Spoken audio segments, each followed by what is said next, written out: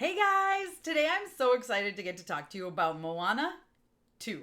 Now I've got to say Moana is one of my favorite Disney animated films, if not my favorite Disney animated film. I think the soundtrack is perfect. I mean, come on, Lin-Manuel Miranda's phenomenal. But then, of course, you have that dynamic between Moana and Maui that it was impossible to not fall in love with, right? It was like from the moment the two started bantering, I was like, I love them. I love them together. Even if they don't like each other right now, I love them so much. So I was very excited to see that not only did Disney make the decision to change a series into an animated feature, that they brought the cast back, right? We have Dwayne Johnson as Maui, of course. Couldn't have it any other way. Can you imagine trying to have Maui without Dwayne Johnson's voice? That'd be like having Moana without Ali Cravalho's voice. Of course they're not going to do it. And I love getting to be back with these two out on the sea, going on adventures. We get a lot more Pua this time around, guys. Don't worry. I absolutely love Pua. I was so bummed when he didn't go on the journey last time.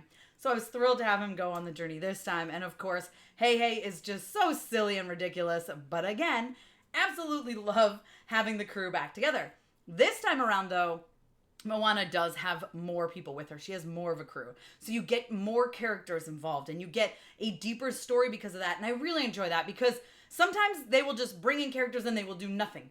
And it feels like there was actually growth between these characters, and not just growth between them, but their relationship with Moana and the sea. They provide comedic moments, of course, but they provide some heartfelt moments as well, and that's what I'll say. They're really, really good, and I really love her little crew that she has built, and I hope to see them again in the future, I will say that. Something that I was very concerned about, to be honest, is that I was worried this would feel episodic, right? Because we know it was a series. Now, of course, Disney's not stupid. They're going to make changes. They're going to make it into an actual movie, and they're going to blend it together. This is supposed to be on the big screen. This is for a major audience, and you know that. And so I was very worried that we were going to get kind of, it feels like this would be a commercial break type of episodic film. But it didn't feel that at all. I personally didn't feel that at all. If anything, I felt like the beginning was a little rushed. Not in a bad way, but like, all right, let's get Maui and Moana together, right? They're separate right now. Let's find a way to get them together because that is really when the magic happens. Like I just said, that's one of my favorite things about the first Moana. So I did feel like maybe it was a little quick, but I was not mad at it because it got us to Maui and Moana. But it didn't feel like, oh, here's one episode, here's 2 episodes, here's 3 episodes, here's 4 episodes. Like, it didn't feel like that at all to me. It was blended perfectly, and it really, truly felt like a movie. Now, I also know you guys are going to want to know about the music. You know, like I said, Lin-Manuel Miranda's soundtrack it's probably my favorite soundtrack of all Disney animated films, of many films. Like, I would say it's at least top 3 of every film ever made out there, okay?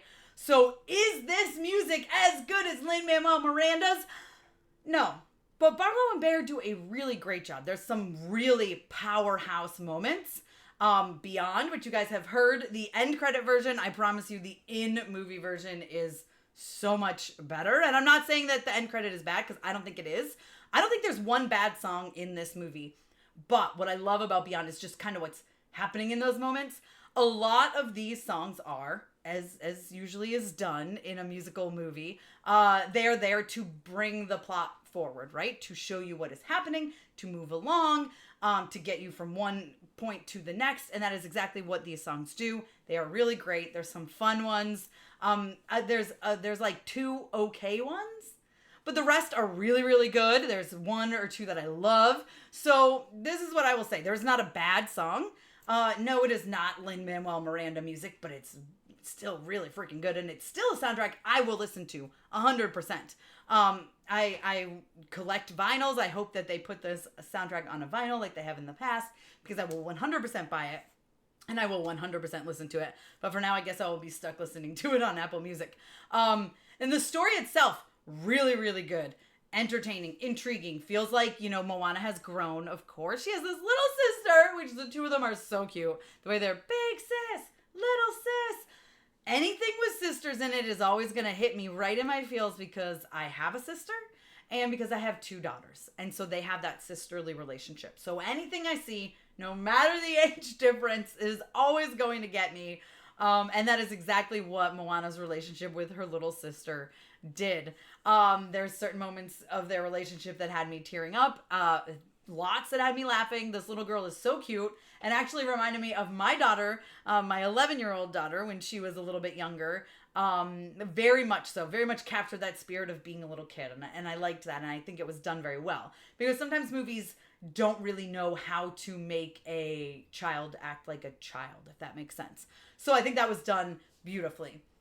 Yes, maybe we get to see the grandmother again. And that, again, tears. I mean, there's several moments in this film that had me tearing up and crying for sure. And then let's talk about the animation. You guys, oh my gosh, it is beautiful. It is gorgeous. Seeing this on a big screen in IMAX, it's like, oh, your jaw's on the ground.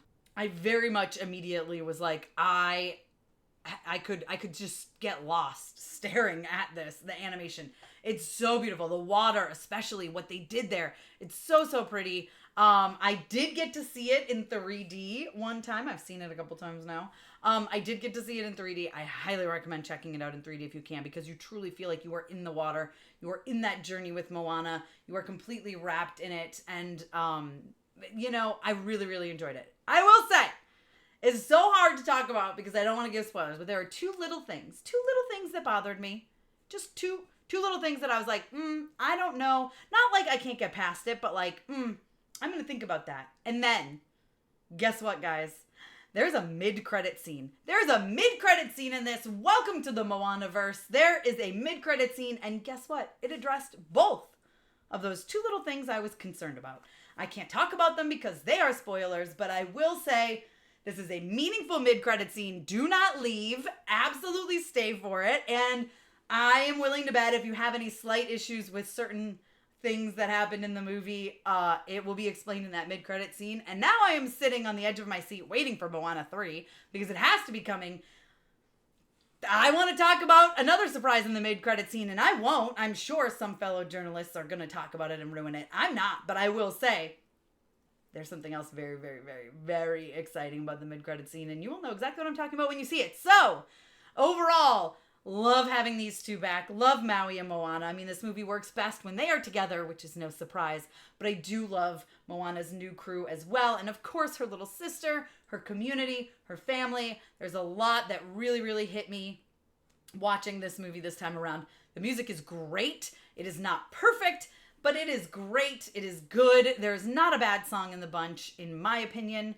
The animation is beautiful. The story is intriguing and captivating. It moves fast enough to just keep you entertained the entire way through, but not too fast to completely lose you behind, in my opinion. And the mid-credit scene has me excited for what will come in the future. That is all I will say.